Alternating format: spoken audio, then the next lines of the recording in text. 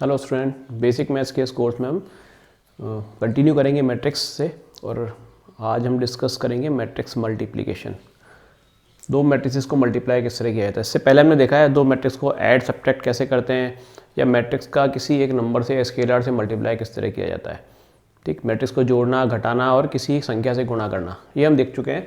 आज हम मैट्रिक्स को मैट्रिक्स से मल्टीप्लाई किस तरह करना है वो देखते हैं कि क्या हर बार मैट्रिक्स को दो मैट्रिक्स को मल्टीप्लाई कर सकते हैं, क्या हर बार मल्टीप्लिकेशन संभव है, क्या किस केस में संभव है और मल्टीप्लाई किस तरह से करना है। तो चलिए स्टार्ट करते हैं। मैट्रिक्स ए लिखी है मैंने, ये मैट्रिक्स बी लिखी है, बी लिखी है। मैट्रिक्स ए मैट्रिक्स बी, हमें ए मल्टीप्लाई बी करना है, ए को बी से मल्टीप्लाई करना है। अब मल्टीप्लिकेशन किस तरह करना है वो ध्यान रखें। जब भी हमें दो मैट्रिक्स को मल्टीप्लाई करना है तो पहली वाली मैट्रिक्स जो पहले लिखी है इसकी इनकी रॉस को सेकंड वाली मैट्रिक्स के कॉलम से मल्टीप्लाई करना है। मैंने पहले वही दो मैट्रिक्स लिए हैं जहां मल्टीप्लिकेशन संभव है, उसके बाद हम वो सारे केसेस डिस्कस करेंगे कहाँ मल्टीप्लिकेशन पॉसिबल नहीं है या क्या आंसर बनता है। यहाँ फर्स्ट मैट्रिक्स की रॉ में ये दो एलिमेंट है, इन दोनों एलिमेंट को इस सेकेंड मैट्रिक्स के कॉलम से मल्टीप्लाई करना है। दैट मीन्स इसकी फर्स्ट रॉ को अभी हमें फर्स्ट कॉलम से मल्टीप्लाई करना है। तो किस तरह करेंगे, 2 को -1 से और -1 को -3 से। 2 मल्टीप्लाई -1 प्लस -1 मल्टीप्लाई -3। आप देख लें इन दोनों एलिमेंट्स को इन दोनों एलिमेंट से। ऐसे ही फर्स्ट रॉ को सेकेंड कॉलम से, दैट मीन्स पहले फर्स्ट रॉ को कंप्लीट करना है, फर्स्ट रॉ को सेकेंड कॉलम से। तो 2 - 1 को मल्टीप्लाई करना है 2 - 4 से। 2 प्लस -1 -4, 2 - 1 को 2 - 4 से, तो ये हमने सेकेंड वाले कॉलम से मल्टीप्लाई कर दिया। तो फर्स्ट रॉ को इन दोनों कॉलम से मल्टीप्लाई किया तो हमें जो आंसर की मैट्रिक्स है उसकी फर्स्ट रॉ मिल गई, पहली रॉ में मिल गई। अब हमें सेकेंड रॉ को लेना है, सेकेंड रॉ को इन दोनों कॉलम से एक एक करके मल्टीप्लाई करना है। 4 3 को, दैट मीन्स इस सेकेंड रॉ को पहले हम पहले कॉलम से मल्टीप्लाई करेंगे, फिर इस सेकेंड रॉ को फिर दूसरे कॉलम से मल्टीप्लाई करेंगे। तो पहले 4 3 को -1 -3 से मल्टीप्लाई करना है, 4 को -1 से और 3 को 4 को -1 से एंड 3 को -3 से, राइट। तो इन दोनों को इन दोनों से, ऐसे ही 4 3 को 2 - 4 से मल्टीप्लाई करना है, 4 को 2 से प्लस 3 को -4 से। तो अगर ये दो एलिमेंट है यहाँ पर, यहाँ दो एलिमेंट है तो इन दोनों को ऐड मल्टीप्लाई करके ऐड करना होगा। यहाँ अगर 3 होते हैं 3 होते तब भी एक रॉ को एक कॉलम से मल्टीप्लाई करते हैं तो एडिशन होगा, राइट।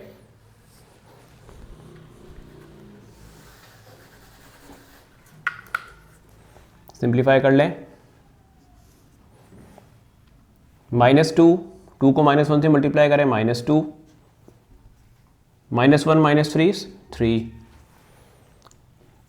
2 2 4 और 4 को -1 से करें, माइनस प्लस होगा तो ये भी 4 को -1 से मल्टीप्लाई करें तो -4 आएगा, और 3 को -3 से मल्टीप्लाई किया तो -9 आएगा। ऐसे ही 4 को 2 से मल्टीप्लाई करें तो 8 आएगा, और 3 को -4 से करें तो -12 आएगा। तो इन्हें जब सिंप्लीफाई करेंगे तो -2 + 3 1 आएगा, 4 + 4 8 होगा, -4 -9 -13 आएगा, और 8 - 12 जो है वो -4 होगा। 12 में से 8 गए 4, और साइन वाले जो है बड़े वाले का आएगा। तो ये आपका a मल्टीप्लाई b होगा, ठीक है। तो देखिए पहले a को लिखा है, बाद में हमने b को लिखा है। अब ऐसे ही अगर हम पहले b को लिखते और बाद में a को लिखते तब क्या सीन बनता। चलिए एक बार b मल्टीप्लाई a कैलकुलेट करते हैं। b मल्टीप्लाई a, पहले b लिख रहा हूं मैं, -1 2 -3 -4, देन a 2 -1 4 3।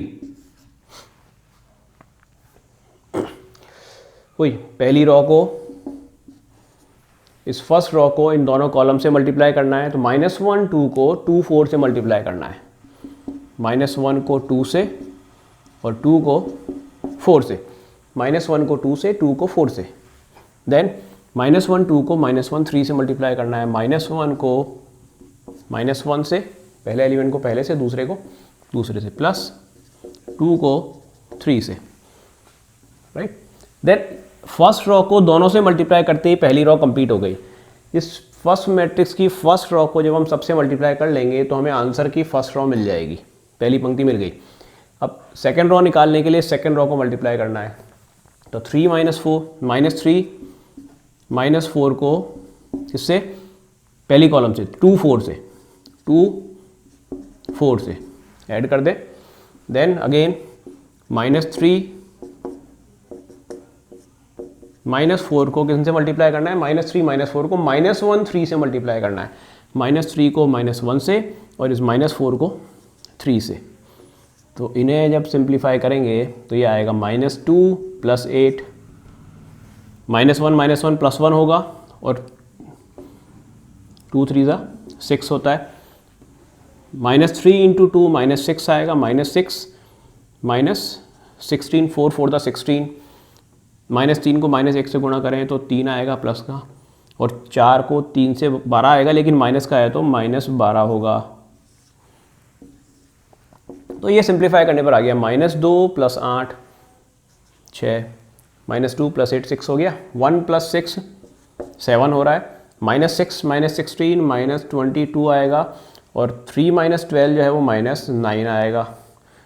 12 में से 3 गया, 9 बचेंगे, लेकिन 12 नेगेटिव का है तो -9 आएगा। तो ये भी देखिए, ये BA मैट्रिक्स ही आ रही है। अब AB और BA आप ऑब्जर्व करेंगे कि A क्रॉस B निकाला था और B क्रॉस A निकाला था, वो दोनों डिफरेंट है।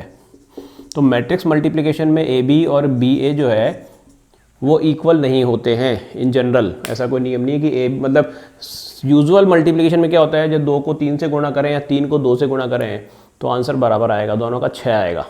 3 2 भी 6 होता है और 2 3 भी 6 होता है, राइट। मैट्रिक्स में ऐसा नहीं होता है।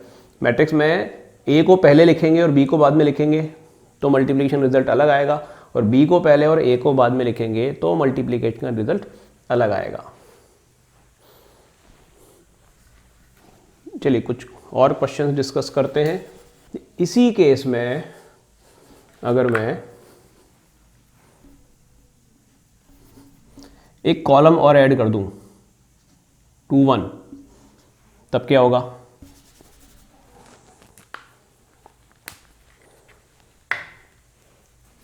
तो इस पहले वाले कॉलम को, फर्स्ट वाली रो को फर्स्ट कॉलम से मल्टीप्लाई करेंगे, फर्स्ट रो को सेकंड कॉलम से, फर्स्ट रो को थर्ड कॉलम से।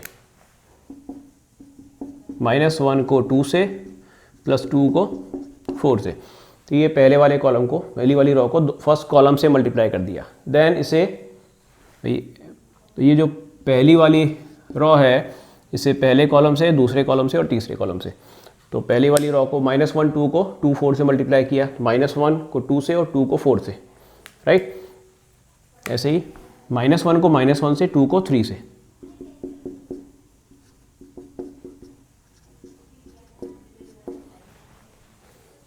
ये सेकेंड एलिमेंट बन गया। इन दोनों को 2 1 से मल्टीप्लाई करना है, तो -1 को 2 से +2 को 1 से। इसी तरह अब सेकंड वाली रो की बारी आ गई। सेकंड वाली रो को तीनों कॉलम से मल्टीप्लाई करना है, तो -3 को 2 से +-4 को 4 से। तो ये आपका पहला एलिमेंट आ गया। -3 को -1 से, प्लस -4 को 3 से, -3 को 2 से और -4 को 1 से, -3 को 2 से और -4 को 1 से। इन्हें सिंप्लीफाई करना है। -2 + 8, 1 + 6, -1 +1 और 2 3 6। ये -2 +2, -2 +2, माइनस का 6, -3 और 2, और यहाँ -4 और 4, -16। ठीक है।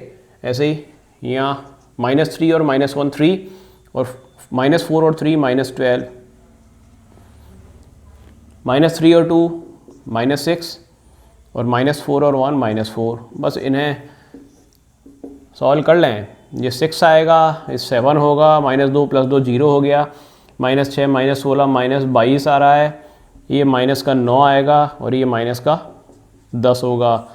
अब देखो जो ये 2x3 मैट्रिक्स है, अब देखो 2x2 मैट्रिक्स को 2x3 मैट्रिक्स से हमने मल्टीप्लाई किया तो हमें 2x3 मैट्रिक्स मिल रही है। तो एक चीज़ हमने देखी कि पहली मैट्रिक्स में जितने एलिमेंट्स हैं उतने एलिमेंट्स यहाँ पर हर कॉलम में हैं। हमने क्या ऑब्जर्व, यहाँ पहली मैट्रिक्स में 2 एलिमेंट है जो फर्स्ट में लिखी है, यहाँ दोनों को इन दोनों से मल्टीप्लाई किया है, ठीक है। अगर यहाँ पर 2 की जगह 3 एलिमेंट होते तो क्या मल्टीप्लिकेशन हो सकता था क्या? चलिए देखते हैं अब क्या सीन बनता। यहाँ पहले कॉलम में 3 एलिमेंट है और यहाँ पहली रो में 2 ही एलिमेंट है, तो भाई -1 को तो 2 से मल्टीप्लाई कर दिया, 2 को 4 से किया, -1 का किया होगा। ऐसा अगर होता है तो मैट्रिक्स मल्टीप्लिकेशन संभव नहीं होगा। तो मैट्रिक्स मल्टीप्लिकेशन के क्या जरूरी है कि पहली मैट्रिक्स में जितने फर्स्ट रो में जितने एलिमेंट है, या इस पहली मैट्रिक्स की रॉज में जितने एलिमेंट है उतने एलिमेंट यहाँ कॉलम में होने चाहिए। इसका मतलब पहली ए और बी को मल्टीप्लाई कर रहे हैं कब? जब ए में स्तंभों की संख्या नंबर ऑफ कॉलम्स बी की पंक्तियों की संख्या के इक्वल हो। Number of columns in A is equal to number of rows in B। तो A में पंक्तियाँ, A में स्तंभ बराबर B में पंक्तियाँ, तब मल्टीप्लिकेशन संभव होगा। यहाँ देखो इसको ऐसे कह सकते हैं कि पहली मैट्रिक्स को हमने दोनों का ऑर्डर लिख दें, ये 2x2 है और ये 3x2 है, तो ये और ये अगर सेम नहीं है तो मल्टीप्लाई नहीं होगा। दैट मीन्स एक मैट्रिक्स लिखी मैंने 2x2 और एक लिखी 2x1, तो मल्टीप्लिकेशन संभव है। ये दोनों सेम है इसलिए मल्टीप्लिकेशन पॉसिबल, और जो आंसर आएगा वो 2x1 आएगा, ये जो है वो आंसर होगा। मल्टीप्लाई होने के लिए ज़रूरी है ये दोनों सेम हो, पहली वाली ऑर्डर का सेकंड एलिमेंट, दूसरी वाले ऑर्डर का फर्स्ट एलिमेंट। दैट मीन्स यहाँ पे कॉलम और यहाँ रो सेम होने चाहिए, तब मल्टीप्लिकेशन होगा, और जो आंसर रिजल्ट आएगा मैट्रिक्स का वो 2x1 मैट्रिक्स बनेगा। जैसे यहाँ पर मल्टीप्लिकेशन पॉसिबल नहीं है, लेकिन जैसे ही मैं इसे 2x3 कर देता हूँ और ये 3x2 हो गया, तब मल्टीप्लिकेशन संभव है। इस केस में मल्टीप्लाई हो सकता है कि ये जो 3 है और यहाँ 3 है, ये दोनों सेम है, तो इन दोनों को मल्टीप्लाई कर सकते हैं, क्योंकि इसमें 3 कॉलम्स हैं और यहाँ 3 रोज है, तो ए बी निकाल सकते हैं, और जो आंसर आएगा वो हमें 2x2 मैट्रिक्स मिलेगा। 2x2 मैट्रिक्स आपका आंसर होगा, राइट। तो मैट्रिक्स मल्टीप्लिकेशन में जरूरी है कि ये और ये वैल्यू सेम हो। इसका मतलब अगर मैं 2 मैट्रिक्स को मल्टीप्लाई करूं, ए मैट्रिक्स जो है कोई एक मैट्रिक्स जो है वो L×M की है। चलिए मैं पहले तो न्यूमेरिक लिख देता हूँ। 4×5 की मैट्रिक्स है, और एक मैट्रिक्स जो है वो 5×7 की है, तो इनका जो आंसर आएगा मल्टीप्लिकेशन करने पर जो मैट्रिक्स बनेगी, ये दोनों सेम हैं, तो आंसर जो बनेगा वो 4×7 का बनेगा। पहली मैट्रिक्स का पहला रो की संख्या और दूसरी वाली मैट्रिक्स के कॉलम की संख्या, ये इसका ऑर्डर बनेगा, ये ध्यान रखना है। तो एक एग्जांपल मैं लेता हूँ जो काफ़ी बार एग्जाम में पूछा जाता है इस टाइप का क्वेश्चन, कि मैट्रिक्स ए जो है वो L×M टाइप की है, मैट्रिक्स बी जो है वो M×P है, तो मैट्रिक्स ए बी का ऑर्डर क्या होगा? ए अगर L×M है, बी अगर M×P है, तो ए बी का ऑर्डर, भाई मल्टीप्लिकेशन तो हो सकता है, M और M है, इसलिए ए बी का ऑर्डर क्या बनेगा? पहला और आखिरी L×P ऑर्डर होगा ए बी का। राइट। अब बात आती है क्या इस केस में बी ए संभव है क्या, बी ए अगर निकालें हैं तो क्या बी ए पॉसिबल है क्या, देख लेते। बी है एम क्रॉस पी, ए है एल क्रॉस एम, क्या ये और ये सेम है क्या, नहीं है, दैट मीन्स संभव नहीं है।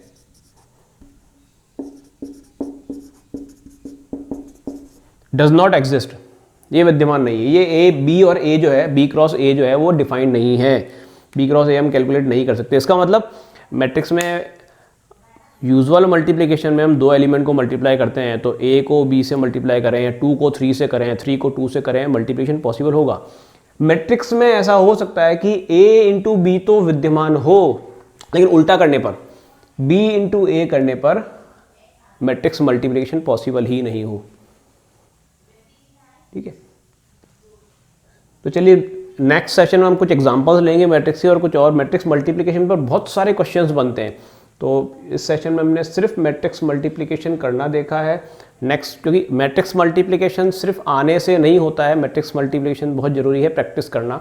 तो नेक्स्ट सेशन में हम कुछ क्वेश्चंस या कुछ एग्जांपल्स लेकर जिस टाइप के एग्जाम में पूछे जा सकते हैं वो डिस्कस करेंगे। तो आपने अगर अभी तक वीडियो सब्सक्राइब नहीं किया है तो प्लीज़ सब्सक्राइब करें। Thank you.